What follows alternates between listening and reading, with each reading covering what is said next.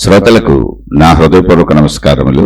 మన శ్రోతలలో ఒక సోదరుడు సందేహాన్ని పంపారో, ప్రశ్నను పంపారో, లేదా దీని గురించి నువ్వేం చెబుతావు, నీ ఉద్దేశం ఏంటి అనే విధానంలో పంపారో విషయం అయితే నాకు అర్థం కాలేదు. కానీ దాని గురించి తెలుసుకునే ప్రయత్నం చేద్దాం.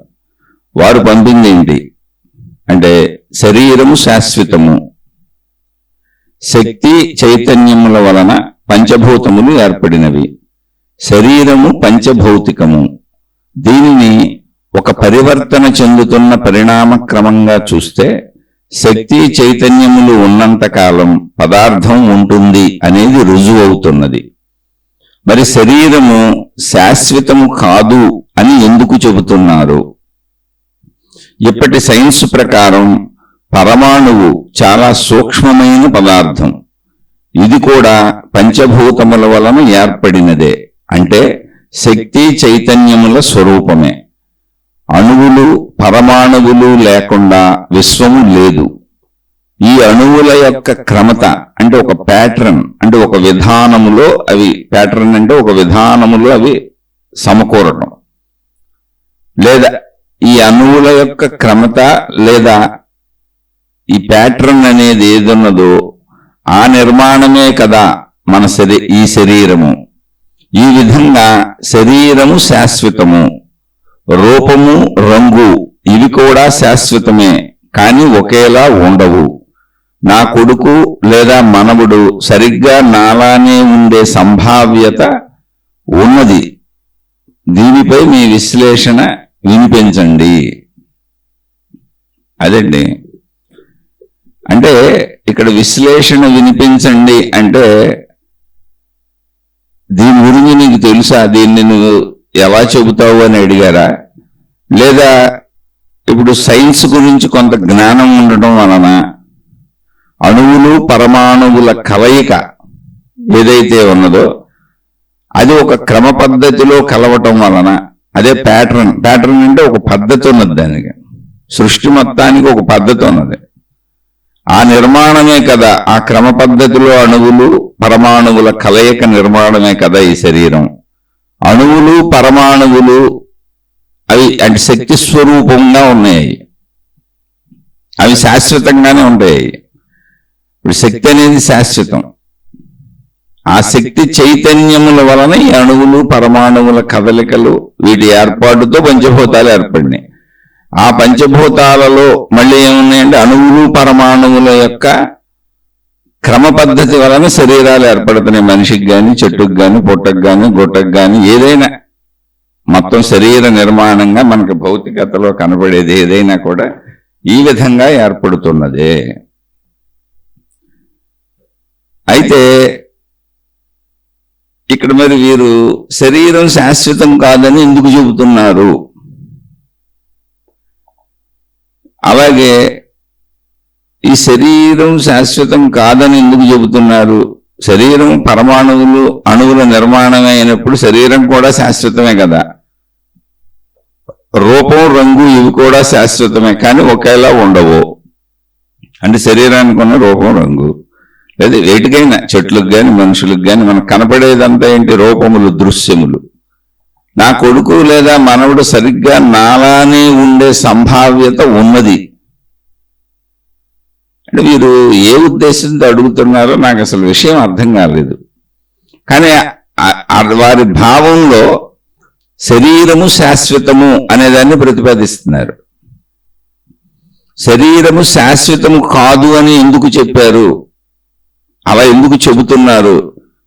సైన్స్ ప్రకారం అణువుల పరమాణువుల రూపంలో ఉన్నటువంటి శక్తే కదా.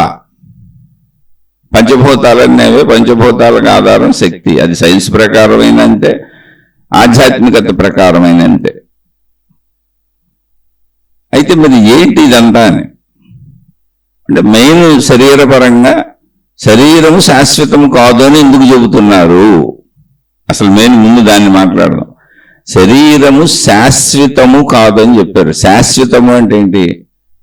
ఒకే విధముగా ఒకే రకముగా ఎప్పటికీ అలాగే ఉంటుంది. అందులో ఏం మార్పులు చెందవు అని. శాశ్వతత్వం అంటే మనం ఒకసారి అది ఎప్పటికే ఉంటుంది, ఎప్పుడూ ఒకలాగానే ఉంటుంది. మనం మొదటిసారి ఎలా చూసామో రెండవసారి 100 సంవత్సరాల తర్వాత, మూడవసారి 1000 సంవత్సరాల తర్వాత, నాలుగోసారి 1,00,000 సంవత్సరాల తర్వాత చూసినా అది అలాగే ఉంటుంది. అంటే ఉదాహరణకు చెప్పాను, అంతకాలం మనం బతికొండంగా అసలు. ఇంకోటి ఏంటంటే శరీరము నిరంతర మార్పులకు లోనవుతున్నది. శరీరము అణువుల కలయిక, పరమాణువుల కలయిక, కణముల కలయిక అని చెబుతానే ఉన్నారు. మొత్తం సృష్టి అంతా అంతే అసలు. మనం ఇప్పుడు శక్తి అని దేన్ని అంటున్నామో, మనం ఆకాశము అని ఏదైతే మనకి కనపడటం లేదు, అంటే అక్కడ ఏమి లేదు, ఖాళీ శూన్యము అని ఆకాశంలో తిరుగుతూ ఆకాశం అని దేన్ని అంటున్నామో, అది మొత్తం కూడా సూక్ష్మమైనటువంటి పరమాణువుల చేత నిండిపోయింది. అయితే సూక్ష్మమైన అనే పదం ఎందుకు వాడుతున్నారు ఇక్కడ అంటే, మనిషి గ్రహించలేనంత, మనిషి చూడలేనంత, మనిషి వినలేనంత, మనిషి స్పర్శకు తెలుసుకోలేనంత, మనిషి వాసనకు దొరకనంత, మనిషికి రుచికి దొరకనంత. అంటే మనిషి గ్రహించలేడు, కానీ అవన్నీ సూక్ష్మమైన పరమాణువులే. పరమాణువుల్లాగా ఎందుకు, బ్యాక్టీరియా జీవులు అంటే మనిషిలాగా, ఓ జంతువుల్లాగా, మనం భూమి మీద చూస్తున్నటువంటి జంతువుల్లాగా, మానవ జాతిలాగా, వృక్ష జాతిలాగా. వృక్ష జాతిలో ఎన్ని రకాలు ఉన్నాయో, మనుషుల్లో ఎన్ని రకాల మనుషులు ఉన్నారు అంటే ఆకృతుల్లో, ఆకారాల్లో. అలాగే జంతువుల్లో ఎన్ని రకాల జంతు జాతులు ఉన్నాయో, అలాగే మన కంటికి కనపడనటువంటి బ్యాక్టీరియా అనేటువంటి జీవులు అన్ని రకాలు ఉన్నాయి అసలు. కానీ అవి కంటికి కనపడవు. అవి మొత్తం ఇప్పుడు మన చుట్టూ మనం తిరుగుతున్న ఆకాశంలో, ఖాళీ అనుకుని మనం తిరుగుతున్న ఆకాశంలో అవన్నీ కూడా హ్యాపీగా అవి కూడా తిరుగుతున్నాయి, కానీ మనం అవి ఉన్నాయని అనుకోవట్లేదు అసలు. మన కంటికి లేవు కనుక అక్కడ ఏమి లేవు, మనకేమీ అడ్డం లేవని వెళ్ళిపోతున్నాం. వాటి అంటే ఆ బ్యాక్టీరియా ఎంత చిన్న సైజులో ఉందంటే మన కంటి దృశ్యమునకు కనపడదు, దాని శబ్దము మన చెవికి వినపడదు. అది మన మీద వాలినా, మనకు తాకిన, మనం తిరిగే వాతావరణంలో అన్నింటిలో బ్యాక్టీరియా గుట్టలు గుట్టలుగా ఎగురుతూ ఉంది. బ్యాక్టీరియా సైజ్ ఎంత ఉంటుంది అన్నప్పుడు, ఎక్కడ కరోనా వచ్చిన సమయంలో కరోనాల గురించి మాట్లాడుతున్నప్పుడు, అంటే కరోనా వైరస్ క్రిమి ఏదుంది అది కూడా బ్యాక్టీరియా, అంటే చిన్నది, సూక్ష్మాతి సూక్ష్మమైంది. ఎంత ఉంటుంది అన్నప్పుడు ఈ కరోనా క్రిములు అసలు ఎంత ఉంటాయి, ఈ పురుగులు, ఈ చిన్న పురుగులను, క్రిములను, వైరస్ అనో ఏదైనా జీవే, అది ఇండివిజువల్ గా ఒక్కొక్క జీవి. దోమ ఎలా ఒక జీవో అలా అది ఎంత ఉంటుంది అంటే, దాని సైజుని గురించి చెబుతూ ఎక్కడో నాకు చదివిన గుర్తుంది ఏంటంటే, ఒక సూది కొన మీద, ఒక పున్నీసు కొన మీద, అంటే చివరి ఎడ్జి మీద 1,00,000 క్రిములు వాలగలవు అని. 1,00,000 క్రిములు ఒక సూది కొన ఎడ్జి మీద వాలగలవు. అంత చిన్నవి మనం చూడలేం, కానీ అవన్నీ ఉన్నాయి. అలాంటి వైరస్, బ్యాక్టీరియా ఇప్పుడు మన చుట్టూ, మన వాతావరణంలో ఉన్నాయి. కానీ మనకు వాతావరణం ఎలా కనపడుతుంది, మన చుట్టూ ఉన్న ఖాళీ శూన్యం, ఆకాశం ఎలా ఉందో ఏమీ లేదని హ్యాపీగా తిరిగేస్తున్నాం. మనం దోమల కాడి నుంచి గుర్తించగలం, పోనీ ఇంకా కొంచెం చిన్నది ఏదన్నా అంటూ గుర్తించగలం. ఇంకా అంతకంటే ఇంకా మైన్యూట్ తెలియదు. మీరు ఎక్కడైనా ఇళ్లలో పళ్ళు పెట్టినప్పుడు, పళ్ళు కొనుక్కు తెచ్చుకొని ఇంట్లో ఎక్కడైనా కొంచెం ఓపెన్ గా పెట్టారనుకోండి, మీరు దాని దగ్గర, పళ్ళ దగ్గర సన్నటి పురుగులు తిరుగుతూ ఉంటాయి, ఎగురుతో గాలిలో కనపడతాయి. ఇంకా అంతకంటే సన్నటి చిన్నవి మనం చూడలేం. ఇక దోమల కంటే బాగా చిన్నగా సన్నగా ఉంటాయి, బాగా సుదీర్ఘమైనటువంటి దృష్టితో ఇంకా చూడగలిగిన వాళ్ళు ఉంటే అంతవరకు చూడగలం, అంతే, కనపడతాయి మనిషికి. తర్వాత కనపడవు. కానీ మనిషికి కనపడటం లేదు కదా అని లేవు కాదు, సైన్స్లో వాటన్నిటినీ చూశారు. అవి ఎలా ఉన్నాయంటే, ఒక సూది కొన మీద 1,00,000 వైరస్ క్రిములు, బ్యాక్టీరియాలు వాలగలవు. అటువంటి బ్యాక్టీరియాలు, వైరస్లు కోటాను కోట్ల సృష్టి అంత ఉన్నాయి. అవి మనతో పాటు మన పక్కనే సంచరిస్తున్నాయి గాలిలో, కానీ అవి మనకు లేవు. ఎందుకని? నా కన్ను వాటిని చూడటం లేదు, నా చెవి వాటిని వినటం లేదు, నాకు అవి స్పర్శకు పోని తగలటం లేదు. నేను వెళ్తున్నప్పుడు బ్యాక్టీరియా నాకు తగులుతూ ఉండుండొచ్చు, బ్యాక్టీరియా నా మీద వాళ్తా ఉండుండొచ్చు, కానీ నాకు స్పర్శ తెలియట్లేదు. ఎందుకని? అంత తక్కువ స్పర్శ నాకు తెలియదు. అదే సూక్ష్మము అనే పదం మనిషికి. అది సూక్ష్మము అంటే అర్థం ఏంటి అంటే ఆధ్యాత్మికతలో వాడబడినప్పుడు చిన్నది అని కాదు, మనిషి గ్రహించలేనంత చిన్నది ఉంది అక్కడ, కానీ మనిషి గ్రహించలేడు. స్థూలము అంటే మనిషి గ్రహించగలిగిన స్థాయిలో ఉన్నాయన్నీ. ఇప్పుడు ఆ బ్యాక్టీరియా కూడా పదార్థమే, కానీ మనిషి గ్రహించలేనంత చిన్నది పదార్థతత్వమే దాని శరీరం కూడా. సేమ్ మనలాగానే ఉంటుంది. అదిగి పుట్టడం, పెరగటం, చావటం, వాటికి శరీర నిర్మాణం, అవయవాలు, స్త్రీ పురుష కలయికలు, మళ్ళీ అవి పుట్టడం, ఇవన్నీ ఉంటాయి. ఆ సృష్టిలో ఉన్నటువంటి అద్భుతం అది. ముందు సృష్టిని అర్థం చేసుకోండి. ఇప్పుడు ఇక్కడ వీరు చెప్పినట్టు ఉన్నాయన్ని పరమాణువులు, అణువులు, ఈ కణజాల సముదాయమే ఒక ప్యాటర్న్, ఒక పద్ధతిలో కలవడం వల్ల శరీరం ఏర్పడుతుంది. అందులో డౌట్ ఏం లేదు. అసలు మొత్తం శక్తి అంతా అలాగే ఉంది. శక్తిని మనం దర్శించలేకపోతున్నాం, దాన్ని ఖాళీ అని మనం అంటున్నాం. కానీ శక్తి మొత్తం అణువులు, పరమాణువుల కణజాలాలు, వాటిలో కదులుతున్నట్టుగా శక్తి ఉంటుంది, అనంత శక్తి ఉంటుంది. దాని దర్శనీయత కోసం అప్పుడప్పుడు ఎవరైనా మనకి గ్రాఫిక్ డిజైనింగ్ లో అలా చూపిస్తారు. దానికి ఒక కలర్స్ లో ఇవన్నీ మెరుస్తున్నట్టుగా ఆకాశతత్వం అలా ఉందని. ఏ సినిమాల్లోనో ఎక్కడెక్కడో తగులుతుంది, ఏ సైన్స్ లో ఫోటోలో. కానీ ఒరిజినల్ గా అది ఆకాశంలానే ఉంది మన. కానీ అందులో ఉన్నటువంటి పరమాణువుల సైజ్ ఎంత ఉంది అంటే దాన్ని 1,000,000 రెట్లు పెద్ద చేస్తే, 1,00,000 రెట్లు పెద్ద చేస్తే మనకు ఒక చిన్న ఇసుక రేణువులా కనపడుతుంది అది. కాబట్టి అది మనకు లేనట్టు లెక్క. అందుకనే శక్తి ఖాళీ అంటున్నాం, ఆకాశతత్వం ఖాళీ అంటున్నాం. ఆకాశతత్వం ఖాళీ కాదు అది. దాని నిండా అణువులు, పరమాణువులు. అంటే ఆ శక్తి తత్వంలో ఉన్నాటిని సైన్స్లో ఏ పేరుతో పిలుస్తారో నాకు తెలియదు, అందుకని ఆ భాషలకు నేను వెళ్ళను. రెండేంటంటే, మీరు ఏమడిగినా నేను చెప్పడానికి చేసే ప్రయత్నం ఏంటంటే, ఒక మనిషి తన తత్వాన్ని తెలుసుకోవచ్చు, తన సంపూర్ణతను తెలుసుకోవచ్చు అనేటువంటి ఒక ఆధ్యాత్మిక చదువు, ఆత్మజ్ఞాన చదువు ఈ సృష్టిలో అందించబడింది. ఒక జీవన్ముక్త స్థితిని పొందొచ్చు. ఆ స్థితిని పొందటం ద్వారా మనిషికి కలిగే లాభం ఏంటి అంటే, ఆ మనిషి తాను అనంతుడను, శాశ్వతుడను, స్త్రీలైనా పురుషులైనా. నాకు మరణము లేదు, మరణించేది నేను కాదు, శరీరము నేను కాదు, నేను శక్తిని అని తెలుసుకునే అవకాశం ఉంది. మిగిలిన అవకాశాలు లేవు మనకు. అసలు బ్యాక్టీరియా మనకు కనపడకపోతే మనం ఏం చేస్తాం? కనపడలేదు కాబట్టి లేదు, మనకు అసలు కనపడలేదు కాబట్టి లేదని హ్యాపీగా తిరిగేస్తున్నాం. కానీ మనకంటే, ఇప్పుడు మనం చూస్తున్న సృష్టి కంటే ఎక్కువ ఉన్న బ్యాక్టీరియా జీవులు, వృక్షాలు కానీ, జంతువులు కానీ, మనుషులు కానీ, మనం చూస్తున్న సృష్టి కంటే ఎక్కువ ఉన్నాయి. అవన్నీ ఇక్కడే బతుకుతున్నాయి, ఇదే సృష్టిలో బతుకుతున్నాయి, మన మీద నుంచి వెళ్ళిపోతున్నాయి, మన చుట్టూ తిరిగేస్తున్నాయి. వాటికి మనం అడ్డమవుతామేమో తెలియదు, మనకు అవి అడ్డం కాదు. అంత సూక్ష్మతలో ఉన్నాయి. ఎందుకంటే తెలియనప్పుడు లేనట్టేగా. మనకు తెలియదు అనుకోండి, లేనట్టేగా ఇంకా. అందుకని మనం ఇక్కడ మనకు తెలిసినటువంటి లోకం ఇది. లోకా సమస్త సుఖినో భవంతు అని చెప్పినటువంటి మహాత్ములు అనేక లోకములు ఉంటాయని కాదు, సైన్స్ భాషలోనే మాట్లాడారు. ఒకప్పటి బహుపూర్వపు ఆధ్యాత్మికం సైన్సే. అందుకే జ్యోతిష్య శాస్త్రం ఉంటుంది, అది ఖగోళ శాస్త్రం. జ్యోతిష్య శాస్త్రం అనేది మీకు నాకు చిలక జోష్యాలు చెప్పి, నేను అందుకే జ్యోతిష్య శాస్త్రం నమ్మను నేను అంటే కొంతమంది నన్ను విమర్శిస్తూ ఉంటారు. మా ఇంట్లో వాళ్ళే నన్ను విమర్శిస్తూ ఉంటారు.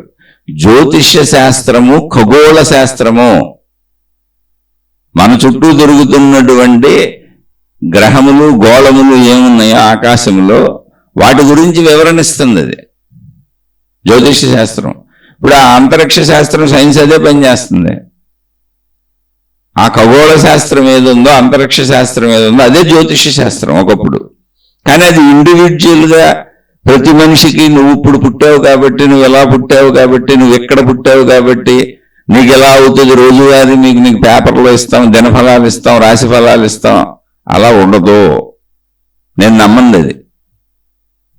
కానీ సృష్టిని ఎందుకు నమ్మను నేను? సృష్టి కళ్ళ ముందే కనపడుతుందిగా. జ్యోతిష్య శాస్త్రమే ఖగోళ శాస్త్రము. ఇప్పుడు మహాత్ములు, ఇప్పుడు సైంటిస్టులు ఆ ఖగోళ శాస్త్రాన్ని అంచనాలు వేసి మనకు తుఫాన్లు ఎప్పుడు రాబోతున్నాయి, వర్షాలు ఎప్పుడు కురవబోతున్నాయి, ఇదంతా వాతావరణాన్ని పరిశీలించి అలా చెబుతున్నారు. అలా ఆ ఖగోళ శాస్త్రం అలా పనికొస్తుంది, అంతవరకు పనికొస్తుంది. వాతావరణ పరిస్థితుల్ని మనకు చెబుతున్నారు, అంతవరకు పనికొస్తుంది. అలా చెబుతున్నారు కాబట్టి అది అద్భుతము, మహిమ మొత్తం నీ జీవితంలో ప్రతి వ్యక్తికి ఏం జరిగిపోద్దో చెప్తుందా అంటే సైన్స్ చెప్తుందా? సైంటిస్టులు చెబుతున్నారు. అంతరిక్ష శాస్త్రాన్ని, గ్రహగోళాలను పరిశీలించే వాళ్ళు ప్రతి మనిషి జీవితంలో దాని ప్రభావం ఎలా ఉంటుందో చెబుతున్నారా? ఒకవేళ అది నిజమైతే వాళ్ళకే తెలియాలి, వాళ్ళు చెప్పేవాళ్ళుగా. వాళ్ళే చెబుతున్నారు అసలు ఇది నిజం కాదు, నమ్మకండి అని. ఏం నమ్మకండి?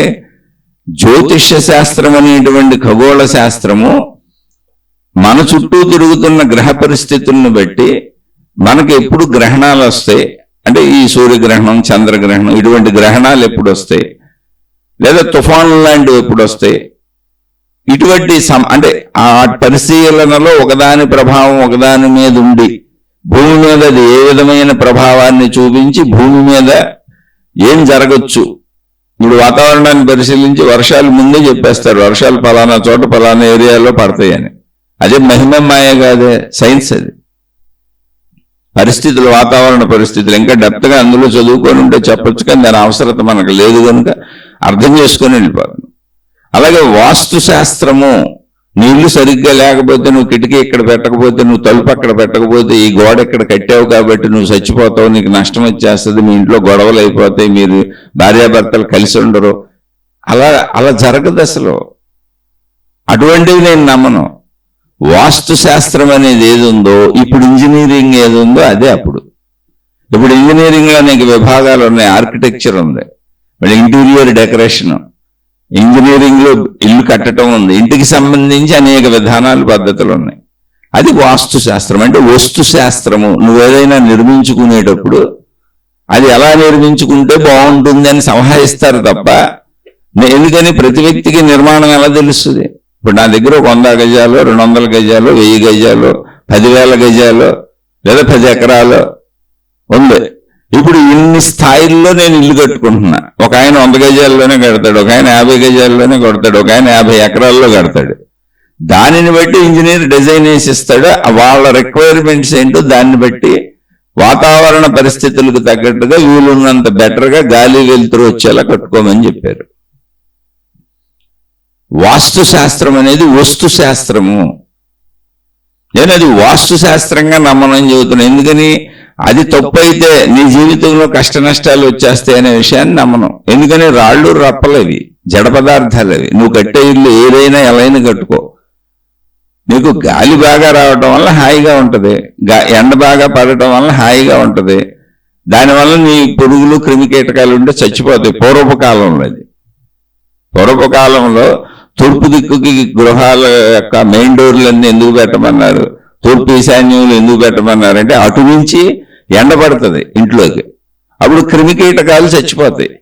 ఎందుకని? ఆ రోజుల్లో అసలు మనం ఇంత డెవలప్మెంట్ లేదు, ఏమి ఇంకా కనుక్కోలేదు, కరెంట్ లేదు, అసలు వస్తువులు లేవు, విషయాలు లేవు, ప్రకృతి ఆధార జీవితం.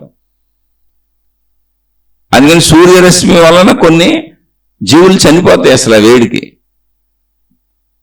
అది సూర్యరశ్మి ఇంట్లో పడేలా పెట్టాలి. అదే సూర్యరశ్మి అవసరం కూడా మనిషికి. అలాగే వాయువు సరిగ్గా వీయాలి. వాయువు ఏ దిశల నుంచి వస్తుందో చూసి ఆ దిశల్లో కిటికీలు, తలుపులు పెట్టమన్నారు. అలా ఇంకా అనేక ఉన్నాయి, 100 విషయాలు అది ఉన్నాయి అక్కడ. అవి నష్టపరిచేవి కాదు, అలా కట్టుకుంటే బాగుంటుందని. ఇప్పుడైతే అసలు ఆ గొడవ కూడా లేదు. అలానే ఇప్పుడు అలా పెట్టుకోవద్దని నేను చెప్పడంలా. ఇప్పుడు ఏమైంది, మనకు అన్నీ వచ్చేసినాయి. బ్లీచింగ్లు వచ్చినాయి, డెటాల్లు వచ్చినాయి, క్లీనింగ్ పౌడర్లు వచ్చినాయి. ఇల్లు శుభ్రం చేసేసుకోవడానికి 100 క్లీనింగ్ లిక్విడ్స్ ఉన్నాయి, పౌడర్స్ ఉన్నాయి. బ్యాక్టీరియా టపటప చచ్చిపోద్ది. శుభ్రత పెరిగిపోయింది, మెడికేటెడ్ విషయాలు పెరిగిపోయినాయి. మనిషి చాలా పరిశుభ్రంగా ఉండొచ్చు. అందుకే చూడండి, ఇప్పుడు అపార్ట్మెంట్లు కట్టుకుంటూ వెళ్ళిపోతున్నారు. అపార్ట్మెంట్లు ఏంటంటే ఈ అపార్ట్మెంట్కి అపార్ట్మెంట్ అడ్డం ఉంటుంది, లోపల ఇరుక్కుపోయి ఉంటారు. 100 అంతస్తులు పైకి వెళ్ళిపోతూ ఉంటుంది. ఒకవైపు నుంచి ఏదో ఒకవైపు నుంచి పడుతుంది గాలి, వెలుతురు, ఎండ. కానీ మనకున్నటువంటి సౌకర్యముల రీత్యా, మనకున్న ఇప్పుడున్న తయారు చేసుకున్న వస్తువుల రీత్యా నీ శుభ్రతని ఇంట్లోనే చేసుకోవచ్చు. ఎండపడాలి కాబట్టి కాసేపు అలా పార్కులకు వెళ్ళి వాకింగ్ చేసుకోవడానికి పార్కులు ఏర్పాటు చేశారు. రోడ్డు మీద వాకింగ్లు చేసుకోమన్నారు, ఫుట్పాత్లు పెట్టారు, అన్ని రకాల ఏర్పాట్లు ఉన్నాయి. ఇంకా ఎక్సర్సైజ్ కావాలంటే జిమ్లు ఉన్నాయి. ఎందుకని పూర్వం అందరూ కష్టపడి పనిచేసేవాళ్ళు, ఇప్పుడు పనిచేసే వర్గం వేరుగా ఉంది. అంటే కాలం మారిపోయింది, సృష్టి మారిపోయింది. వృత్తి వ్యాపార ఉద్యోగాలలో కూర్చొని ఏసీల్లో పనిచేసేటువంటి సిస్టమ్ వచ్చింది. ఇప్పుడు ప్రపంచంలో ఒక రకమైనటువంటి నాగరికత పెరగడం వలన శారీరక కష్టం తగ్గిపోయి మెదడుకి కష్టం పెరిగింది. ఆలోచన కష్టం వాళ్ళదంతా, కానీ శరీరానికి కష్టం. అందుకని జిమ్ములు తయారు చేసుకున్నారు. కాబట్టి వాస్తు శాస్త్రాన్ని నేను దేనికి నమ్మనంటే, వాస్తు ప్రకారం ఇల్లు లేకపోతే నీ బుర్రపాడైపోద్ది, నీకు పిచ్చెక్కిపోద్ది, మీ భార్యాభర్తలు విడిపోతారు, నీ కూతురు కొడుకులు చెడిపోతారు, నీకు నష్టాలు కష్టాలు బాధలు వస్తాయి అనేది నమ్మను. ఎందుకు నమ్మనం కూడా చెబుతున్నా. ఈ సృష్టిలో అన్నిటికంటే ఉన్నతమైన జ్ఞానం కలిగి, ఉన్నతమైన శక్తి అంటే మేధాశక్తి కలిగి, అత్యున్నతమైన శక్తి స్థితిలో మొత్తం సృష్టిలో ఆవిర్భావం జరిగినటువంటి జీవి మానవుడు. పదార్థాలు కూడా శక్తి నుంచి వచ్చినవే, కానీ జడ పదార్థములు. ఇప్పుడు రాళ్ళు రప్పలు ఏం చేయలేవు, అలాగే ఉంటుంది భూతత్వం. రాళ్ళు రప్పలు ఏదైనా కలపడి ఉంటే దాన్ని మనమేమైనా చేసుకోవచ్చు. మొత్తం అలా చూడండి, ద్రవం అంతే మనం వాడుకోవచ్చు. సూర్యుడు అంతే వస్తాడు వెళ్తాడు, మనకు కావాల్సినంత వాడుకుంటాం, లేకపోతే లేదు. వాళ్ళు మనం చేసేది ఏం లేదు, ఏదైనా మనకు ఉపయోగపడటం, మనకు ఎంత కావాలంత వాడుకుంటాం పంచభూతాలని. అలాగే కొండలు గుట్టలు రాళ్ళు రప్పలు మనకి ఇష్టం వచ్చినట్టు వాడుకుంటాం. అలాగే నీటిని మనకి ఇష్టం వచ్చినట్టు వాడుకుంటాం.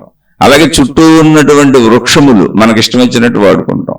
చుట్టూ ఉన్నటువంటి జంతువులను కూడా మనకి ఇష్టం వచ్చినట్టు వాడుకుంటాం. అన్ని రకాల జంతువుల్ని జూలో పెట్టేశారు, దొరికినట్టు. మీరు చూసుకోండి. అలాగే చిత్ర విచిత్రమైనటువంటి సముద్ర జీవులన్నింటినీ కూడా అండర్ గ్రౌండ్ జూలు కట్టి మనకు చూపిస్తూనే ఉన్నారు. సముద్రపు నీళ్ళల్లోనే జూలు ఉన్నాయి అడుగున.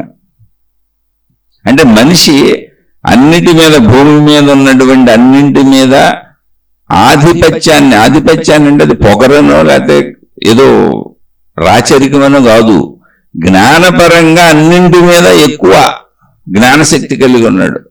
అందువలన వాటిపై ఆధిపత్యం సాధించగలుగుతున్నాడు. అంతే తప్ప జంతువులు ప్రపంచంలోకి వెళ్ళి, అడవుల్లోకి వెళ్ళి రోజు అట్నే చేయడు కదా. కానీ ఇన్ని రకాల జీవులు సృష్టిలో ఉన్నాయని మనుషులు చూసుకోవడానికి సరదాగా జూలు నిర్మించారు. అలానే వాటిని జాగ్రత్తగా చూస్తారు, చక్కగా ఆహారం పెడతారు, అన్నీ చేస్తారు. అలాగే సముద్రంలో ఇన్ని జీవులు ఉన్నాయని కనుగొన్న విషయాలను మనిషికి తెలియజేయడానికి చేసిన ఏర్పాట్లు ఇవన్నీ. కానీ అన్నింటినీ పరిశీలిస్తే ఉత్తమమైనటువంటి సర్వసమర్థతలో కలిగినటువంటి జ్ఞాన సంపద కలిగినటువంటి ఉత్తమమైన శక్తి స్థితిలో మనిషి ఉన్నాడు. అంటే మనిషి ఎంత ఉత్తమమైన శక్తి స్థితిలో ఉన్నాడంటే, తానే అనంత ఆత్మశక్తిని తెలుసుకోగలడు. తాను అసలు శక్తి స్వరూపంగానే ఉన్నాడు, కానీ శరీర భావనలో ఉన్నాడు. శరీర భావాన్ని ఏనాడైతే వదులుతాడో, లేదా ఏనాడైతే శక్తి భావాన్ని తెలుసుకుంటాడో, తాను శక్తినే అన్న ఎరుకను అప్పుడే పొందుతాడు. ఇప్పుడు శక్తి స్వరూపంగానే ఉన్నాడు మనిషి. అయితే మిగిలిన జీవులు కూడా శక్తి స్వరూపంగానే ఉన్నా వాటికి అసలు ఈ ఛాన్స్ లేదు. కాబట్టి అంత ఉత్తమమైనటువంటి మనిషికి తనను తాను నడుపుకునే సామర్థ్యం ఉంది. ఒక పిరికితనంతో, ఒక అధైర్యంతో, ఒక మూర్ఖత్వంతో, ఒక మూఢత్వంతో తనను తాను బంధించుకునేవాడికి మనం చెప్పగలిగింది ఏమీ లేదు. అలా బంధనాలలో ఉన్నవాళ్ళు అన్ని నమ్ముతారు, తాళ్ళు తాయెత్తులు రంగురాళ్ళు ఉంగరాలు ఏదైనా.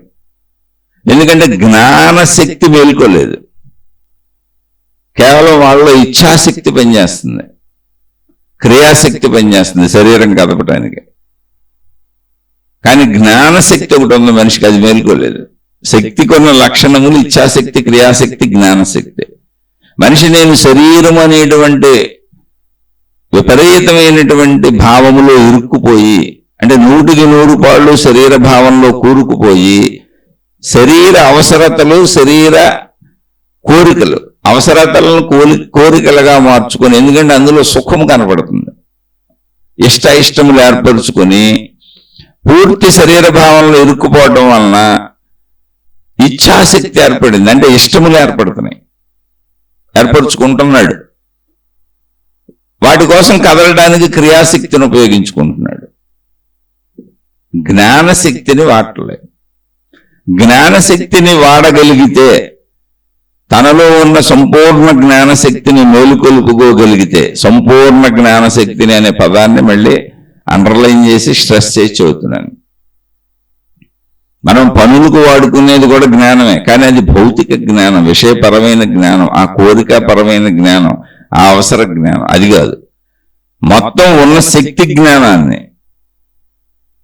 అది జ్ఞానమే శరీరపరంగా వాడేది, కానీ ఇక్కడ శక్తి జ్ఞానాన్ని, జ్ఞానశక్తిని వాడుకోగలిగితే, లేదా శక్తి యొక్క జ్ఞానాన్ని వాడుకోగలిగితే, లేదా జ్ఞానమే శక్తి అని తెలుసుకోగలిగితే, అంత జ్ఞానాన్ని వాడగలిగితే, వాడే ఆ ఛాన్స్ మనిషికి ఉందండి, ఇంకోళ్ళకి లేదు, మనిషికే ఉంది. అంత మెచ్యూర్డ్ బ్రెయిన్ మనిషిది, అది సృష్టి ఇచ్చింది. వాడగలిగితే తానే అనంత ఆత్మశక్తిని అని తెలుసుకోగలడు, తానే అసలు ఆ జ్ఞాన స్వరూపము అని తెలుసుకోగలడు.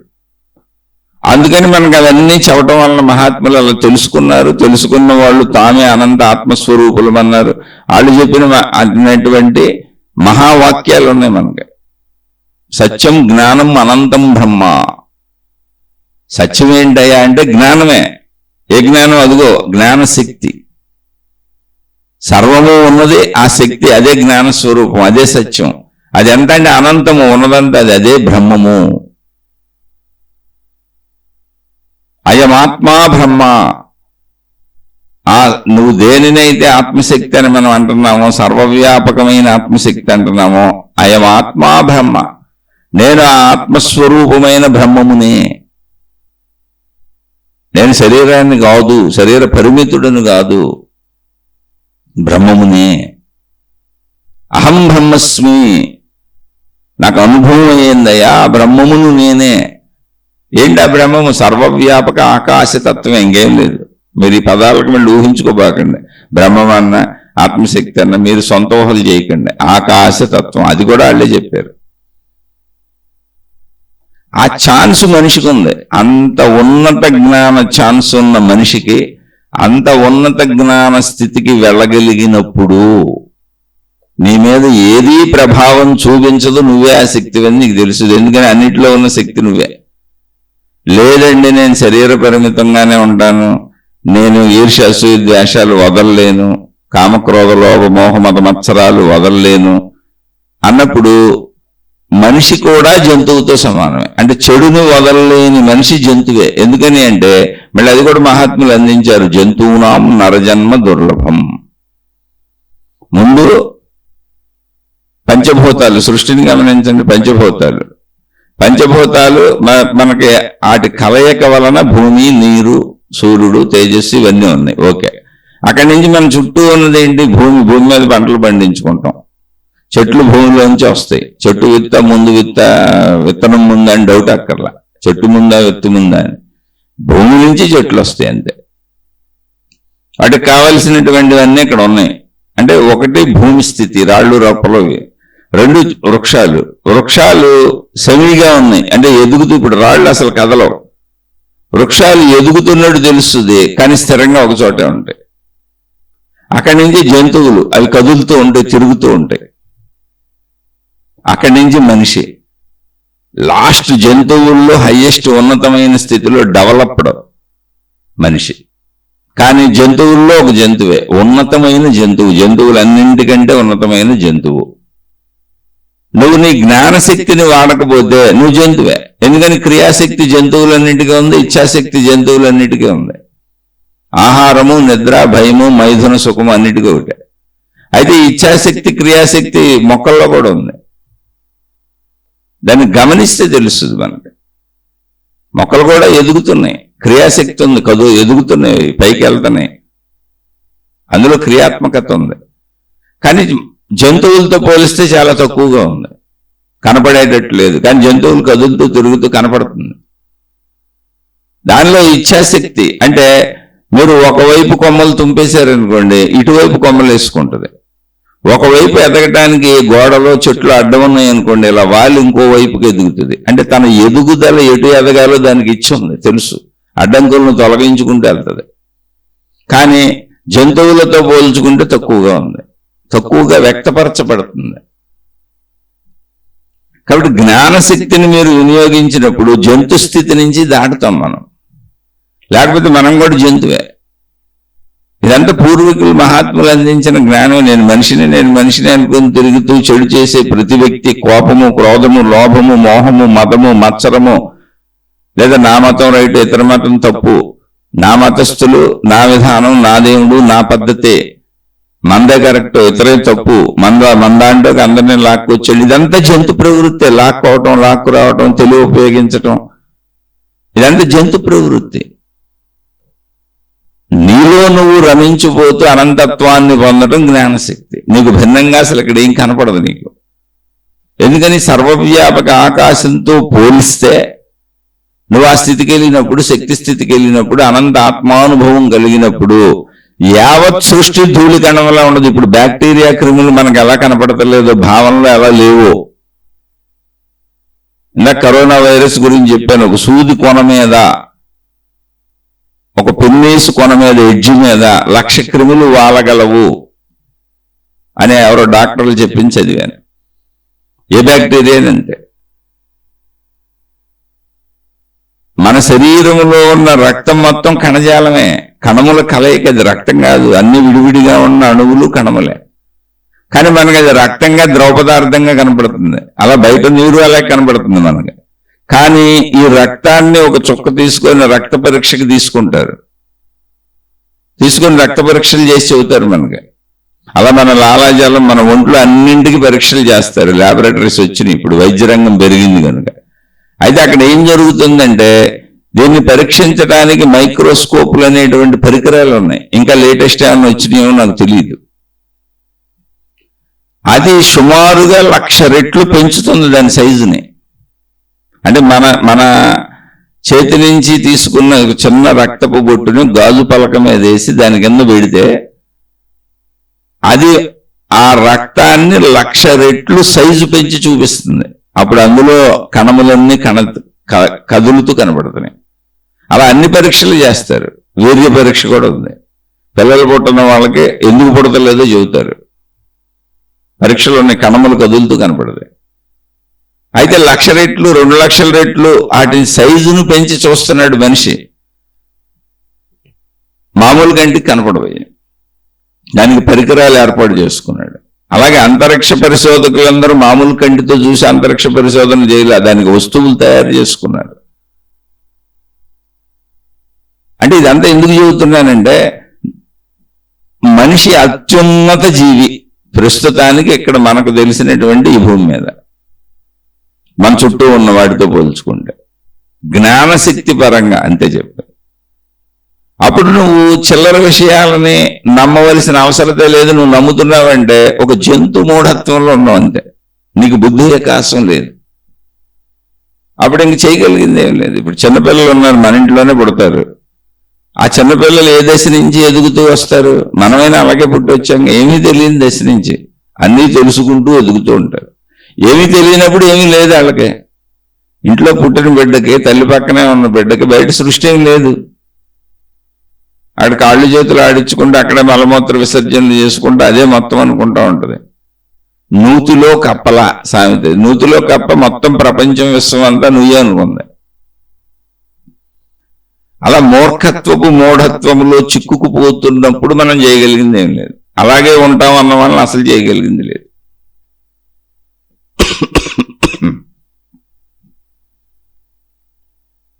ఇక్కడ జ్ఞానము అంటే ఏంటంటే, అసలు దేని మీద నువ్వు ఆధారపడకపోవటం. ఒక నమ్మకం మూఢంగా ఇది నన్ను బతికిస్తుంది, ఇది నన్ను కాపాడుతుంది, ఇది నన్ను రక్షిస్తుంది అని ఒక తాడో తాయెత్తో అలా కాదు. నీ మీద నీ ఆధారత. శరీరపరంగా ఆహారాన్ని తీసుకుంటాం, శరీరం ఆహారంతోనే నిలుస్తుంది. కానీ నేను శక్తిని, నా నమ్మకాలు, నా విశ్వాసాలు, నాకు సంబంధించింది ఏదైనా నా మీదే ఉండాలి. నన్ను ఎవరో రక్షిస్తారు, ఆ గురువు రక్షిస్తాడు, ఈ దేవుడు రక్షిస్తాడు అనేటువంటి భావాలన్నీ కూడా పరాధీనత. ఈ పరాధీనత ఎప్పుడు వస్తుందంటే, నీలో జ్ఞానశక్తిని నువ్వు సరిగా వినియోగించనప్పుడు. అందుకని స్టార్టింగ్ పాయింట్లో అందరికీ తెలుస్తుంది అంటే తెలియదు. నువ్వు ఏదో ఒక ఆధారతతోనే వెళ్తాం. కానీ ఎప్పటికైనా ఆధారత లేకుండా సంపూర్ణత్వాన్ని నేనని నా మీద నేను నిలబడిపోయే స్థితికి వెళ్ళడమే అనంత ఆత్మశక్తి, మోక్షము. ఉన్నదంతా నేనే. ఇంకా అసలు ఆధారాలతోనే పని లేని స్థితికి వెళ్ళిపోయాను. అదే అంతిమం, అదే మోక్షం. అందుకని మనం ఎక్కడెక్కడ ఏ స్టేజ్లో ఉన్నాం, ఏం మాట్లాడుతున్నాం, ఎలా జీవిస్తున్నాం అనేది మనం ఉన్న స్థితిని తెలుపుతుంది. ఇప్పుడు నా మతమే గొప్ప, నా దేవుడే గొప్ప, నా గురువే గొప్ప, నా విధానమే గొప్ప, నా పద్ధతే గొప్ప అన్నవాళ్ళు అక్కడ ఉన్నారంతే. వాళ్ళ స్థితి అది సత్యం కాదు, సంపూర్ణ సత్యం కాదు. అటువంటి గురువులు కావచ్చు, అటువంటి శిష్యులు కావచ్చు, అటువంటి భక్తులు కావచ్చు. వాళ్ళు ఉన్న స్థితి, వాళ్ళ సంపూర్ణత్వపు ఎరుక వాళ్ళకి తెలియదు. పరిమితత్వంలో కొట్టుమిట్టాడుతున్నారంతే. దాడతారు ఎప్పుడోకప్పుడుకి, తప్పదు. అందరూ అలా వెళ్ళాల్సిందే. బిడ్డ ఎదుగుదలలాగానే ఒక పసిబిడ్డగా పుట్టినటువంటి బిడ్డ వృద్ధాప్యమునకు వచ్చేటప్పటికి ఎన్ని అనుభవాలు పొందుతారు చూడండి జీవితంలో. ఎన్ని విషయాలు తెలుస్తాయి, అసలు ఏమీ తెలియని బిడ్డకి ఎన్ని తెలుస్తాయో చూడండి. ఇప్పుడు సృష్టిలో ఉన్న విషయాలన్నీ, ఆవిష్కరణలన్నీ మానవ మేధస్సులోంచి పుట్టినవే. ఏమీ తెలియకుండా పుట్టినటువంటి బిడ్డ రూపంలో పుట్టినటువంటి వాళ్ళు ఆవిష్కరించినవే సృష్టిలోని ఇన్ని ఆవిష్కరణలు. అది ఆధ్యాత్మికమైన భౌతిక వస్తువులైన మనం కనుగొని వినియోగించుకుంటున్న ఏ వస్తువైనా, రాకెట్ల నుంచి, విమానాల నుంచి, ఏదైనా, చిన్న గుండు సూది నుంచి, పిన్నేసి నుంచి, అది భౌతిక వస్తువు వాహనాలైనా, లేదా ఆధ్యాత్మిక ఉన్నతి మోక్షమైన, అంతరంగ ఉన్నతి మోక్షమైన, అది జ్ఞానోన్నతి. ఆత్మోన్నతి అనేది జ్ఞానోన్నతి. ఇవన్నీ మనుషులే. ఆ స్థితికి చేరుకోవాలి, అది ఇక్కడ పాయింట్. ఎవరైనా అది మనం అందుకని ఈ చదువు చెప్పుకుంటున్నాం. ఈ చదువు చెప్పుకునే వాళ్ళు మూఢనమ్మకాల్లో ఇరుక్కుపోతే అప్పుడు శరీర భావన బలపడుతూ ఉంటుంది. నువ్వు ఎందులో ఇరుక్కుపోయినా ఎవరికి ప్రాబ్లం లేదు అక్కడ. కానీ ఇరుక్కుపోయావంటే నువ్వు ఇంక ముందుకు వెళ్ళలేవుగా. ఇప్పుడు బంధించబడి ఉన్నవాడు ఆవుల్ని, గేదెల్ని, మేకల్ని, ఇటువంటి వాటిని పెంచుకునే వాళ్ళు ఏం చేస్తారంటే ఒక తాడు కడతారు, దాని మెడకో కాలుకో. ఆ తాడు కొంత పొడుగు ఉంటుంది. ఆ పొడుగు, తాడు పొడుగు ఎంత ఉందో అంత దూరం మాత్రమే తిరగగలదు. ఇక అది తిరిగి తిరిగి తిరగలేక అక్కడ కూర్చుండిపోద్ది. ఎందుకని అవి పారిపోతే వెళ్ళిపోతే సొంతవి. జంతువులకి తెలియదు మనలాగా, ఇది నా ఇల్లు, మళ్ళీ నేను తిరిగి ఇక్కడికి రావాలి, మా యజమాని, ఇది తెలియదు. అవి ఎటో పోతా ఉంటాయి. అందుకని ఆ ఉద్దేశంతో, అవి ఎటో పోతాయన్న ఉద్దేశంతో వాటి యజమానులు వాటికి ఆహారాన్ని సమర్పించి వాటిని బంధించి ఉంచుకుంటారు. వాటికి ఆహారం అక్కడే వేస్తుంటారు, వాటి ద్వారా బ్రతుకుతూ ఉంటారు. అలాగే మూఢనమ్మకాలు, మూఢాచారాలు, మూఢ విధానాలు, మూఢ పద్ధతులు, ఒక పరిమితమైనటువంటి శరీర భావనలో ఇరుక్కుపోయిన మనిషి ఆ శరీరం చుట్టూ తిరుగుతూ ఉంటాడు. ఓ తాడుతో బంధింపబడినటువంటి ఏ జంతువైనా ఆ తాడు పొడుగెంతో అంతవరకే తిరిగి అక్కడే కూర్చుంటుంది. ఇక ఎక్కడికి వెళ్ళడానికి లేదు, బంధింపబడి ఉంది. అలాగే శరీరము నేనన్న భావనలో బంధింపబడిన వ్యక్తి ఈ విషయాలన్నింటిలో ఇంకా ఎంత బంధించుకుంటున్నాడో. నేను ఆయన తాళ్ళు నమ్ముతా, తాయెత్తులు నమ్ముతా, రంగురాళ్ళు నమ్ముతా, ఉంగరాలు నమ్ముతా, అలా నమ్ముతాననే మూఢత్వం అలా బంధించి అక్కడక్కడే తిరుగుతూ ఉంటాడు. అది ఎంతవరకు అంటే ఒక మతం కావచ్చు, ఒక దేవుడు కావచ్చు, ఒక మార్గం కావచ్చు. అదేంటండి మతాలని, మార్గాలని, దేవుళ్ళని అలా అంటారంటే నేను అందరినీ అంటలేదు. అడ్డదారుల్లో గొడవలు పడుతున్న వాళ్ళ గురించి చెబుతున్నాయి. మతాలు కొట్టుకుంటున్నాయి, మతాల పేర్ల మీద యుద్ధాలే జరుగుతున్నాయి. దేశాలు యుద్ధాలు చేసుకుంటున్నాయి కేవలం మతం పేరు మీదే. ఈ మతం వేరు, ఆ మతం వేరు. అనేక మతాలు ఏర్పరుచుకున్నారుగా. మా దేవుడే గొప్పని రోజు రోడ్ల మీద తిరుగుతున్నారుగా. ఇతర మనుషులందరినీ మన మతాల్లోకి తీసుకొచ్చేయండి, మన మతాన్ని ప్రాచుర్యం చేయండి, ఎలా అయినా ఈ మతాన్ని ప్రజల్లోకి తీసుకెళ్ళండి, ఈ విధానాలు ప్రజల్లోకి తీసుకెళ్ళండి అని రోజు ప్రజల్లోకి తోలుతున్నారుగా. మతాల తాలూకా వాళ్ళందరూ ప్రచారాల పేరుతో ప్రజల్లోకి వెళ్ళి వాళ్ళని నానా రకాల హింసలకి గురి చేస్తున్నారుగా, నమ్మించి మా దేవుడు మీకు మేలు చేస్తాడు, మా దేవుడి వల్ల మీకు లాభం ఉంటుంది, మా దేవుడు మా దేవతో ఏదైతే అది. లేకపోతే మనుషులు వీళ్ళ వల్ల ఎందుకు పడతారు? నిరంతరం వాళ్ళ వలల్లో పడేయటమే పనిగా పెట్టుకున్నారు. ఏంటంటే మీకు లాభాలు ఉంటాయి, మీకు లాభాలు ఉంటాయి, మీకు రక్షణలు ఉంటాయి.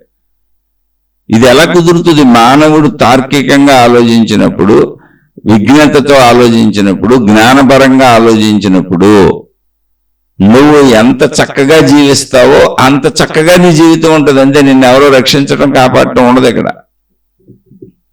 ఎందుకంటే ఎవరు కాపాడుతారు, రక్షిస్తారని నిన్ను నమ్మిస్తున్నారో, నువ్వు నమ్ముతున్నావో అది నీవే అయి ఉన్నావు అనేటువంటి స్థాయి వరకు ఈ జ్ఞానం ఉంది. నువ్వు జ్ఞానంలోకి వెళ్ళటలేదు, శరీర భావనలో ఉన్నావు, అది జంతు భావనే.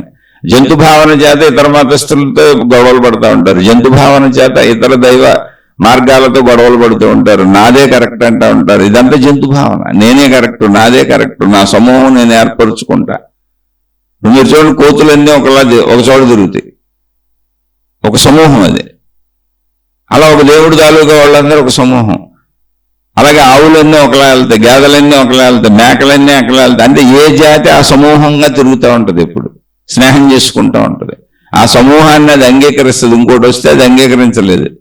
భయపడతామో, బాధపడతామో, పారిపోవటమో ఏదో జరుగుద్ది. అలాగే ఏ దేవుడికి ఆ దేవుడు సమూహం, ఏ మతానికి ఆ మతం సమూహం, ఏ గురువుకి ఆ గురువు సమూహం, ఏ సాధనలకు ఆ సాధనా పరులు సమూహం. ఈ సమూహాలు గొడవ ఏంటి? మనుషులందరూ ఒకటే, మానవ జాతి మొత్తం ఒకటే. అసలు ఒకటే అంటే మానవ జాతి కాదు, యావత్ విశ్వము ఒకటే, అనంత ఆత్మశక్తి, అదే శక్తి. అక్కడ వరకు నువ్వు వెళ్ళొచ్చు. నేను వెళ్ళను, నేను ఎక్కడ కూర్చొని సమూహాల్లో కొట్టుకుంటాను, మాదే కరెక్ట్ అంటాను, దీన్నే మాట్లాడతాను అంటే మాట్లాడుకో. ఎవరు వద్దన్నారు? కోతుల గుంపు అంతా ఒక చోట కూర్చున్నట్టు, మేకల గుంపు అంతా ఒక చోట ఉన్నట్టు, గొర్రెల గుంపు అంతా ఒక చోట ఉన్నట్టు మనం కూడా జంతు ప్రపంచంలో కూర్చుందాం. దాన్ని ఎవరేం కాదండి, ఎవరిష్టం వాళ్ళది, ఎవరి స్వేచ్ఛ వాళ్ళది. కానీ జ్ఞానాన్ని వాడి నువ్వు సమస్తము ఒకటే అనేటువంటి దాన్ని తెలుసుకొని ఒక విభేదము, విరోధము అనేది అసలు మనసులోనే పుట్టనటువంటి ఒక అభావ స్థితికి చేరుకునే ఛాన్స్ నీకుందే.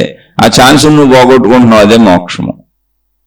ఇప్పుడు అది నమ్మేవాళ్ళు, దాన్ని ఇతరుల చేత నమ్మించే వాళ్ళు అందరూ మనిషికి ఉన్నటువంటి అనంతత్వపు ఛాన్స్ను పోగొడుతున్నారు. నమ్మేవాళ్ళు వాళ్ళే పోగొట్టుకుంటున్నారు. నమ్మిస్తూ ఇళ్ల చుట్టూ తిరిగి ప్రచారాల పేరుతో జనాల మీద దాడులు చేస్తూ అమాయకమైనటువంటి ఏమీ తెలియని, ఆధ్యాత్మికత తెలియని మనుషుల్ని నమ్మిస్తూ వెళ్ళేవాళ్ళు వాళ్ళ యొక్క మనిషి యొక్క అనంతత్వాన్ని మనిషి తెలుసుకోకుండా అడ్డుపడిపోతున్నారు. సరే, అది ఎవరు నమ్మటం అనేది నీ ప్రాబ్లం, నమ్మించడం వాళ్ళకి అవసరం. ఎందుకంటే సమూహం పెరగాలి, సమూహం పెరిగితే డబ్బు పెరుగుద్ది, కీర్తి పెరుగుద్ది, నాయకత్వం పెరుగుద్ది.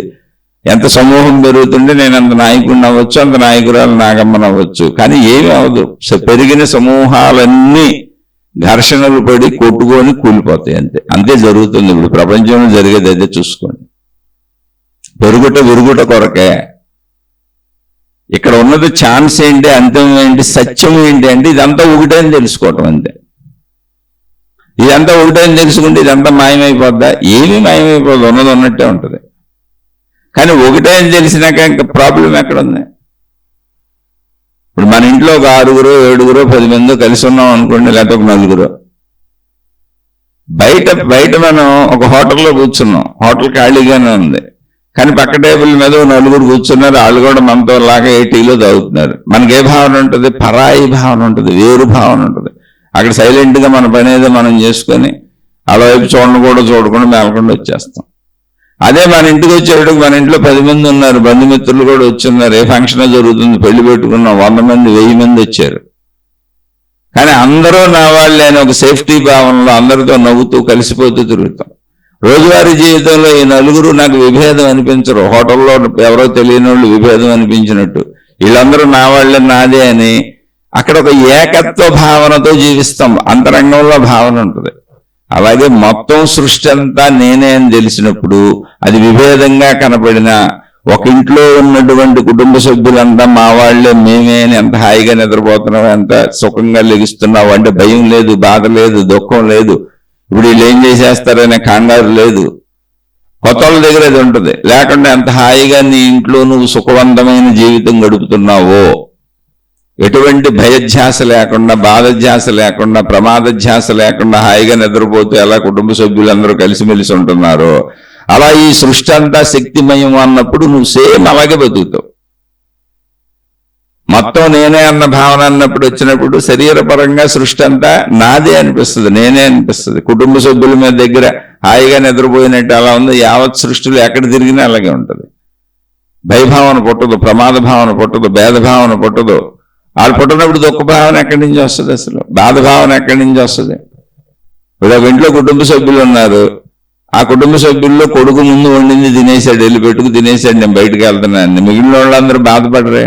కొడుకు తింటుంటే ఆనందపడతారు, భర్త తింటుంటే భార్య ఆనందపడుద్ది, పిల్లలు తింటుంటే తల్లి ఆనందపడుద్ది, పిల్లలు తింటుంటే తల్లిదండ్రులు ఆనందపడతారు, తల్లిదండ్రులు తింటుంటే పిల్లలు ఆనందపడతారు. ఎందుకని ఒకళ్ళ కోసం ఒకళ్ళు తయారు చేసుకున్నారు. తిని బతుకులాడతారు తినపోతే. సేమ్ అటువంటి భావన నీకు ఆ ఏకత్వంలోంచి వస్తుంది. అటువంటి భావనే వస్తుంది ఏకత్వంలో. అటువంటి ఆనందపు జీవితాన్ని జీవిస్తారు. దాన్ని జీవన్ముక్త స్థితి అన్నారు. దానికోసం మనం ఈ ప్రయత్నం చేసుకుంటున్నాం. నాకు సైన్స్కి సంబంధించి పూర్తి విషయాలు తెలియదు, అందుకే మీరు ప్రశ్నేశారా, సందేహం అడిగారా, సందేహం చెప్పమన్నారా, లేదా నీకు తెలుసా లేదా నువ్వేం విశ్లేషిస్తావన్నారా, నాకేమీ అర్థం కాలేదు. అంటే ఎప్పుడైనా నన్ను అడగదలిచిన వాళ్ళు నేను చాలాసార్లు చెబుతున్నా, మీరు ఆచరించుకుంటూ మీకేమైనా అర్థమవుతూ మీరు ఆచరించుకొని మంచి మార్గంలోకి వస్తూ మీరు కొంచెం మంచిగా జీవించాలని ప్రయత్నిస్తూ అలా మంచిగా జీవిస్తూ కొద్దిగా ఆత్మతత్వాన్ని ఆధ్యాత్మిక తత్వాన్ని తెలుసుకొని ఆ తత్వంలో ముందుకెళ్ళి నేను అనంత ప్రశాంతతను పొందాలి అంటే శక్తులేవి రావటం, మహిమలేవి రావటం, మాయలేవి రావటం ఇదేం జరగదు. అనంత ప్రశాంతతను అనుభవించాలి, ఆ ఏకత్వ భావనలో లీనమవ్వాలి అనేటువంటి భావన ఉన్నవాళ్ళు మాత్రమే సందేహాలు అడగండి అని చెబుతున్నా. నీకు తెలుసా లేదంటే నేను ముందే చెబుతున్నా నాకు అసలు తెలియదు అని. అలాని ప్రశ్న అడిగిన వారు ఏ ఉద్దేశంతో అడిగారో తెలియదు. గతంలో కూడా చాలా ప్రశ్నలు అడిగారు వీరు. అందుకని చెప్తున్నా, విషయం అయితే చెబుతా, కానీ నీకు తెలుసా లేదని నన్ను అడగండి, ఎందుకంటే నాకు అసలు తెలీదు. నా వరకు ఎంత అవసరమో అంత తెలుసుకొని నేను హాయిగా ముందుకి చక్కగా నా సాధనను నేను చేసుకుంటా, నా ప్రశాంతతను నేను అనుభవిస్తా, నా సచ్చిదానందంలో నేను కూర్చొని నాకున్న దాంట్లో నేను తృప్తి పడుతూ నా జీవితాన్ని నేను హాయిగా గడుపుకుంటూ వెళ్ళిపోతున్నా. నాకున్నంతలో నేను సంతృప్తిగా ఉన్నా. అలానే బాధలు లేవనుకోబాకండి.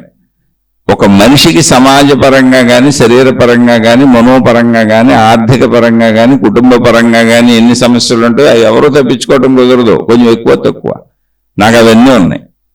అయినా నేను తృప్తిగా ఉన్నా, హాయిగా ఉన్నా, సంతోషంగా ఉన్నా, ఈ మార్గంలో నడుస్తున్నా, మీతో శీర్షికలు పంచుకుంటున్నా. ఎందుకనంటే నన్ను నేను మంచిలో ఉంచుకోవాలనుకుంటున్నా. నా ఆనందత్వాన్ని తెలుసుకోవడానికి ఇది అవకాశం కల్పిస్తుంది. ఈ భావాలను పెంచుకుంటూ వెళితే ఇవి నా సాధనకు సహకరిస్తాయి అని రోజు శీర్షికలు మీతో పంచుకుంటున్నా. ఎందుకంటే నా భావం పెంచుకోవటానికి. అలాంటి వాళ్ళు ప్రశ్నలు అడగండి. మొత్తం సైన్స్కి సంబంధించి నాకు తెలియదు. అయితే ఇక్కడ మన సోదరుడు అడిగింది ఇందులో మొత్తం ఆయన చెప్పిన దాంట్లో ఈ అణువులు, పరమాణువులు ఇవన్నీ అందరం వినే విషయమే. సహజంగా కూడా వినపడతాయి. మనకు పని లేకపోయినా కూడా పక్కన వినపడుతూనే ఉంటాయి. ఎవరో ఒకళ్ళు ఎక్కడో చోట మాట్లాడుతూ ఉంటారు, అవి వినపడతాయి. శక్తి అంటే అలాగే ఉంది. అయితే శరీరము శాశ్వతము కాదని ఎందుకు చెబుతున్నారు అని అసలు ఎలా అడుగుతున్నారో నాకు అర్థం కావట్లేదు. ఎందుకంటే శరీరాలు చనిపోతున్నాయి కదా. ఏ బేసిస్ మీద మీరు అడుగుతున్నారో నాకు అర్థం కాలేదు. ఇప్పుడు శరీరం శాశ్వతం కాదు అంటుంది శరీర రూపాన్ని. శరీరానికి ఇప్పుడు శరీర రంగు కూడా ఆయన చెప్పారు. శరీరం, రూపం, రంగు కూడా శాశ్వతమే, కానీ ఒకేలా ఉండవు అన్నారు. అసలు నాకు అర్థమే కాల. శరీరమే నిరంతరం మార్పులు చెందిపోతూ ఉంటుంది. శాశ్వతము అంటే ఏంటంటే ఇప్పుడు ఆకాశాన్ని చూసాం, ఎప్పటికే అది అలాగే ఉంటుంది. ఆకాశం అదేం మార్పులు చెందదు. అలా మార్పు చెందని దాన్ని, నశించని దాన్ని శాశ్వతము అంటారు. శక్తి అలా ఉన్నది, శక్తి స్థితి అని చెబుతున్నారు. అది అనుభవం పొందాలి. ఏంటి అనుభవం? ఏమి లేదు. మౌన అనుభవం, నిశ్చల అనుభవం, ప్రశాంతత అనుభవం. ఇప్పుడు మనకు భావాలు మారతాయి కానీ ప్రశాంతత మారదుగా. మనకు భాషలు మారతాయి, మాటలు మారతాయి, పదాలు మారతాయి, కానీ మౌనం మారదుగా. మౌనం శాశ్వతమేగా. నిశ్చలత్వం శాశ్వతమేగా. చలనత్వంలో అనేక మార్పులు ఉండనచ్చు. అనేక రకాలుగా చలిస్తాం, మార్పులు ఉంటాయి. కానీ నిశ్చలత్వంలో మార్పు ఉండదుగా.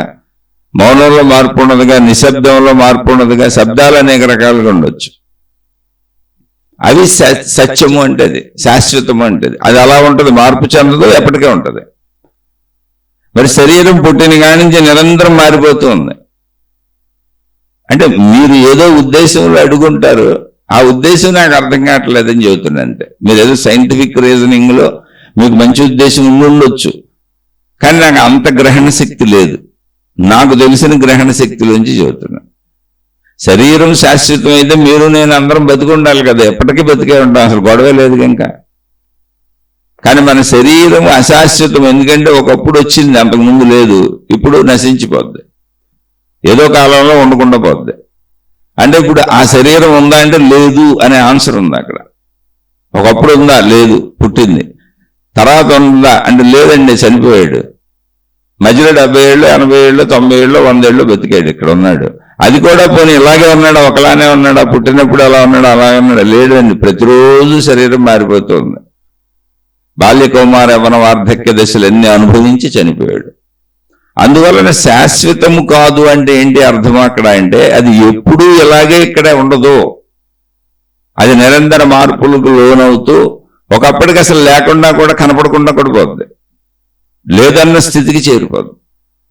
కానీ ఇక్కడ శరీరాన్ని శాశ్వతము కాదన్నారు, కానీ శరీరం శక్తిలో మళ్ళీ కలిసిపోతుందని నేనే బోల్సార్లు చెప్పాను, చాలాసార్లు ప్రతిశీర్షికలో చెప్పాను. ఇప్పుడు ఈ శరీరం ఏమవుతుంది అంటే ఏం చేస్తాం? కాల్ చేయటమో పూర్తి చేయటమో చేస్తాం. కాల్ చేసినా భూమిలో కలిసిపోద్ది, పూర్తి చేసినా భూమిలో కలిసిపోద్ది. అంటే పంచభూతాల స్థితి ఏది ఉందో పంచభూతాల్లో కలిసిపోతున్నాయి అని చెప్పారు. ఇప్పుడు పంచభూతాలు ఎక్కడ ఉన్నాయి? ఆత్మశక్తిలోనే ఉన్నాయి. సముద్రంలో ఎగిసిపెడుతున్న సముద్ర తరంగముల వలె చాలాసార్లు చెప్పుకున్నాం. కాబట్టి పదార్థతత్వాన్ని కోల్పోయింది తప్ప శరీరము, శక్తిగా అది శాశ్వతమే. అందుకే నీలో పదార్థతత్వమైన శరీరము నేను అనుకోబాక శక్తిగా నేను శాశ్వతం అనేటువంటి స్థితి ఉంది కనుక శక్తిని తెలుసుకో, అదే నీ ప్రాణశక్తి, అదే అనంత ఆత్మశక్తి అని చెప్పబడుతున్న ఆత్మజ్ఞానము ఆధ్యాత్మిక చదువు అదే.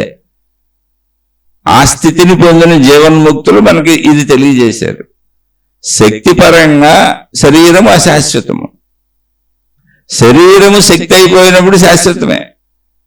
కాబట్టి శక్తిగా శాశ్వతం, శరీరంగా కాదు. శరీరం అని ఏంటంటున్నాం? మన రూపాన్ని, మన పదార్థాన్ని, మాంస పదార్థాన్ని, ఎముకలు దీంతో కూడిన ఈ దేహాన్ని శరీరం అన్నాం. ఏముంది ఇక్కడ? మాంసం ఉంది, ఎముకలు ఉన్నాయి. ఇది మారిపోతుంది, నిరంతరం మారిపోతుంది. పైగా ఇది ఆహారం వలన మళ్ళీ శరీరం తయారవుతుంది. దీనికి అన్ని సమకూర్చాలి. మళ్ళీ మలమూత్ర విసర్జనలు ఉన్నాయి. శక్తిగా అసలు ఆ ప్రాసెస్లు ఏమి లేవు, అది ఎప్పుడూ ఒకే రకంగా ఉంది. దానిలో మార్పులు కూడా ఏమి లేవు. అదే ఆకాశతత్వము. అందువలన శాశ్వతత్వము ఏంటి అంటే శక్తితత్వము, అశాశ్వతత్వం ఏంటి అంటే సృష్టితత్వము. అది శరీరం కావచ్చు, వృక్షాలు కావచ్చు, సృష్టిలో ఉన్నది ఏదైనా. మరి ఈ సృష్టి ఎక్కడి నుంచి వచ్చింది అంటే శక్తి తనను తాను వ్యక్తపరుచుకుంటున్నది సృష్టిగా. నేను చాలాసార్లు చెప్పాను, ఎప్పటికీ సృష్టి ఉంటుంది. శక్తి ఉన్నంతకాలం సృష్టి ఉంటుంది, సృష్టి ఉన్నంతకాలం శక్తి నిరూపించబడుతూ ఉంటుంది. అంటే దీనికి ఆధారంగా శక్తి ఉందని నిరూపణ ఉంటుంది. సృష్టి ఎప్పటికీ మాయమవదు, ఎందుకని శక్తి ఎప్పటికీ శాశ్వతంగా ఉంటుంది కనుక. కానీ సృష్టిలో శరీరాలు మారుతూ ఉంటాయి. సృష్టిలో శరీరాలు మారుతాయి, వృక్ష శరీరాలు మారుతాయి, వృక్షాలు చచ్చిపోయి కొత్త వృక్షాలు వస్తాయి. ఈ శరీరాలు మారిపోయి నా కొడుకు, నా కూతురు, నా వాళ్ళు అలా మళ్ళీ కొత్త జనరేషన్స్ వస్తాయి. అది అశాశ్వతం అని చెప్పారు. నేను వెళ్ళిపోతాను, నా కొడుకులు వస్తారు, వాళ్ళ కొడుకులు వస్తారు, వాళ్ళ కొడుకులు వస్తారు. ఒక తరం వెళ్ళిపోతే ఇంకో తరం వస్తుంది. దాన్ని ఇప్పుడున్న తరాన్ని అశాశ్వతం అని చెప్పారు. అది ఏదైనా చెట్లైనా, జంతువులైనా, మనుషులైనా. కాబట్టి ఇక్కడ శరీరం శాశ్వతము అంటే శక్తిగా శరీరం ఎప్పుడూ శాశ్వతమే. మీరు ఒకవేళ ఆ భావంలో అడుగుతున్నారా, లేదంటే అమాయకంగా ఈ ప్రశ్న వేయదు కదా అసలు. మరి మీ భావన సంపూర్ణంగా అర్థం కాలేదు. లేదు మీరు సైన్స్ పరంగా మీకు ఏమన్నా బాగా తెలిసేమో నాకు తెలియదు, నేను అతి సామాన్యుణ్ణి. ఎక్కడైనా శరీరం అశాశ్వతం అని చెప్పిన విధానం ఏంటి అంటే శరీరము ఒక స్థితిలో అలా ఉండిపోదు, ఎప్పటికీ ఉండిపోదు, నిరంతరం మారిపోతూ ఉంటుంది. ఒకప్పుడు పుట్టింది, ఇంతకు ముందు లేదు, మళ్ళీ ఒకప్పుడు మరణిస్తుంది, అంటే తర్వాత ఉండబోదు. శాశ్వతత్వము అంటే ఎప్పుడూ ఉండేది, అది పుట్టలేదు, అది మరణించలేదు, అది ఎప్పుడూ ఉంది. దానికి పుట్టుక మరణాలు లేవు, అది శక్తి తత్వము.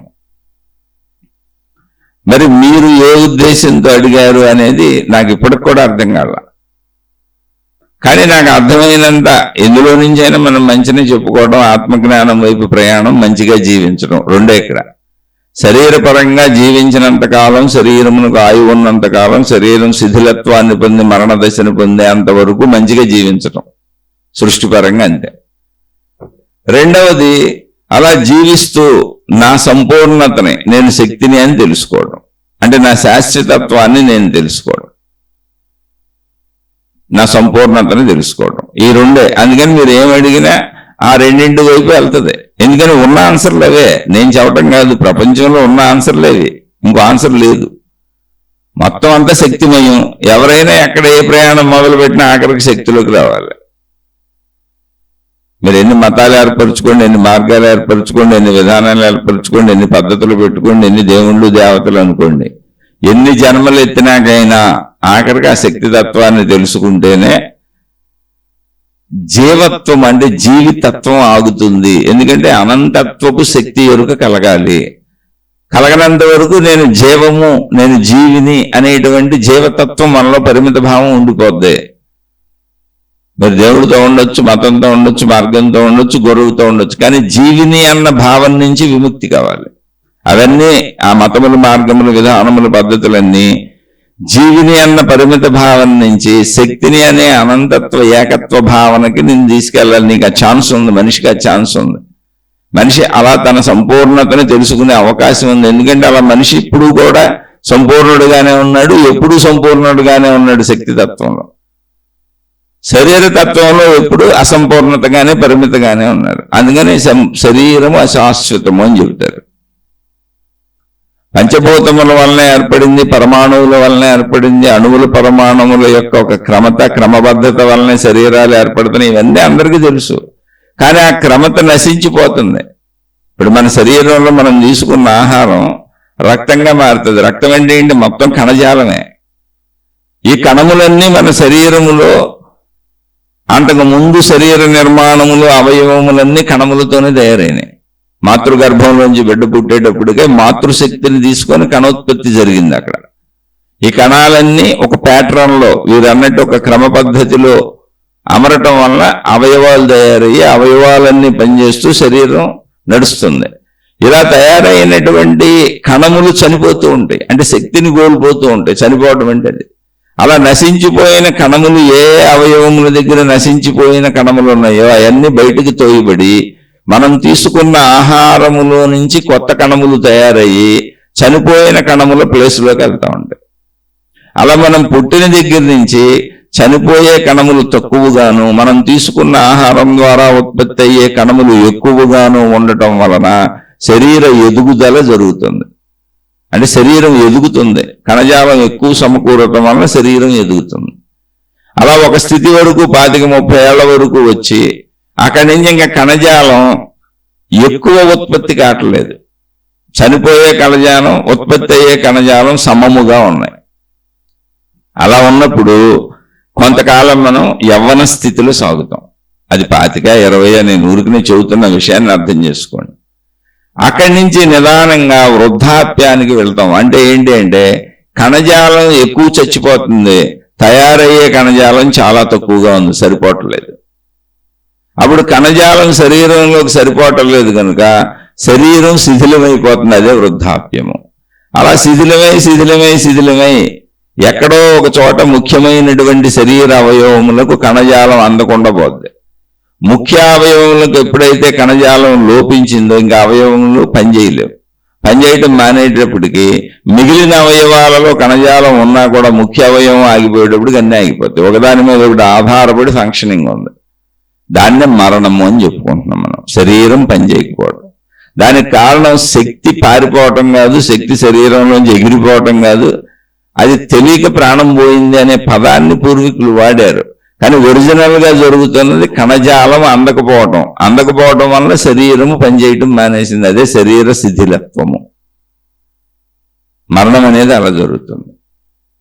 అందువలన శరీరము అశాశ్వతము. శరీరము అనేది ఏంటి? శరీరం అనే పేరుగా, పదార్థంగా శాశ్వతము. కానీ పదార్థమునకు ఆధారమైన శక్తి ఏది ఉందో అది ఎప్పుడూ శాశ్వతమే. దాన్ని మనం చెప్పుకుంటాం, అదే మోక్షం అన్నాం. నేను పదార్థాన్ని కాదు శక్తినని, శక్తి తత్వాన్ని తెలుసుకోమని ఆత్మజ్ఞాన చదువు అంతా చెబుతుంది. జీవన్ముక్తులైన మహాత్ములందరూ ఆ స్థితిని పొందిన వాళ్లే. మరి మీకు ఇందులో సందేహం ఏంటనేది నాకు అర్థం కాలేదు. అసలు మీరు అడిగింది కూడా నిజంగా చెబుతున్నా, నాకు అర్థం కాలేదు. మళ్ళీ చెబుతున్నా, ప్రశ్నించేయాలి, ఇతనికి ఎంత తెలుసు అని ప్రశ్నించాలి. అయితే నన్ను అసలు అడగండి, నాకేం తెలియదు, మీ పాదాలకు నమస్కారం. మళ్ళీ చెబుతున్నా, కేవలం కొంచెం మంచిగా బ్రతకడానికి, అలా మంచిగా బ్రతుకుతూ అతి తేలికగా మన స్వస్వరూపాన్ని మనం తెలుసుకోవటానికి, అదేమి నేను సృష్టించింది కాదు, ఆల్రెడీ ఆత్మజ్ఞానం ఆధ్యాత్మికత ఎప్పటి నుంచో అనాదిగా లక్షల సంవత్సరాల నుంచి మనకు అందింపబడుతూ వస్తుంది. ఆ జీవన్ముక్త స్థితిని మహాత్ములు పొందారు, అనేక మంది పొంది నిరూపించి జీవించి చూపించారు. అనంత ఏకత్వపు స్థితులలో జీవించి చూపించారు. అలా జీవించాం, ఇదిగో మేము జీవిస్తున్నాం చూడండి. ఈ ప్రపంచంలో మీకు అవసరమైనన్ని కోరికలు, మీకు అవసరమైనన్ని విషయాలు అసలు అవసరతే లేదు. నేను శరీర భావంలో తగుమాత్రంగా జీవిస్తూ శక్తి భావంలో అనంతంగా జీవించవచ్చు అనేటువంటి ఆనందపు జీవితాన్ని, సచ్చిదానందపు జీవితాన్ని జీవించి చూపించి ఆ నమ్మకాన్ని కలిగించి ఈ మార్గంలో మనుషులు ముందుకెళ్ళటానికి ప్రోత్సహించారు. ఇది మనిషి మాత్రమే పొందగలడు అని. అందుకని ఆ ప్రయత్నం చేసుకుంటున్నాం. ఒకవేళ నన్ను పరీక్షించదలిస్తే నీకు తెలుసా లేదా చెప్పు అంటే నాకు నిజంగా తెలియదు, ఏ విషయాలు తెలియదు. ప్రపంచంలో అసలు అన్ని విషయాలు నాకెలా తెలుస్తాయి? నాకు తెలిసే అవకాశమే లేదు. నేను అసలు చదువుకుంది చాలా తక్కువ. సైన్స్ గురించి నాకు అసలు తెలీదు. నాకు తెలిసింది మీతో పంచుకుంటుంది ఇంతే. శరీరపరంగా జీవించున్నంతకాలం మంచిగా జీవించడానికి అవసరమైన విషయాలు, జీవిస్తూ మన యొక్క సంపూర్ణతను మనం తెలుసుకోవటానికి చేసే ప్రయత్నం, అంటే నేను శక్తిని అని తెలుసుకోవటానికి చేసే ప్రయత్నం ఆల్రెడీ మహాత్ములు అందించారు. ఆ విషయాన్ని పదే పదే మాట్లాడుకుంటూ, పదే పదే తలుచుకుంటూ, పదే పదే దాన్ని మననం చేసుకుంటూ, అర్థం చేసుకుంటూ, గ్రహించుకుంటూ, సాధన చేసుకుంటూ ఎప్పటికైనా అది అనుభవం అవుతుంది. ఇలాగే సాగాలని మహాత్ములు కూడా చెప్పారు. ఆ మార్గంలో వెళ్తున్నాం అంతే.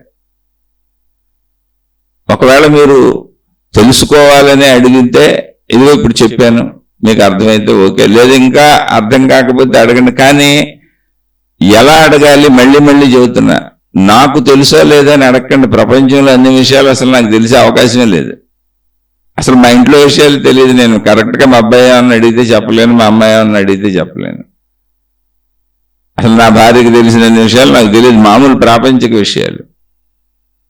ఈ ప్రాపంచిక విషయాలలో ప్రతి వ్యక్తి ముందు నేను ఓడిపోతాను, అంత జ్ఞానం లేదు నాకు. అలాగే ఆధ్యాత్మిక విషయాలలోనూ ప్రతి వ్యక్తి ముందు నేను ఓడిపోతాను, అంత జ్ఞానం లేదు నాకు.